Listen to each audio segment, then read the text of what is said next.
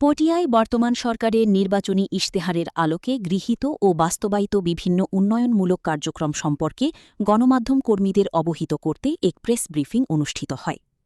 বুধবার বেলা ১১টায় পটিয়া উপজেলা পরিষদ হলরুমে উপজেলা তথ্য অফিসের আয়োজনে এই ব্রিফিং সম্পন্ন হয়। অনুষ্ঠানে সরকারের বিভিন্ন জনকল্যাণমূলক প্রকল্পের সাফল্য ও অগ্রগতি বিস্তারিতভাবে তুলে ধরা হয়। বিশেষ করে ফ্যামিলি কার্ড, খাল খনন কর্মসূচি, বৃক্ষরোপণ, নারীর জন্য গাড়ি, কৃষক কার্ড এবং কৃষিঋণ মৌকুফের সুফল সম্পর্কে উপস্থিত সাংবাদিকদের অবহিত করা হয়।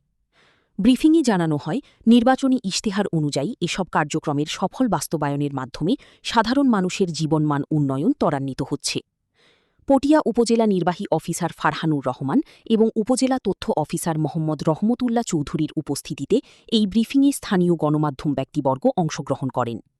অনুষ্ঠানে সরকারের উন্নয়ন কর্মকাণ্ডের সঠিক চিত্র জনগণের সামনে তুলে ধরার জন্য সাংবাদিকদের প্রতি আহ্বান জানানো হয়।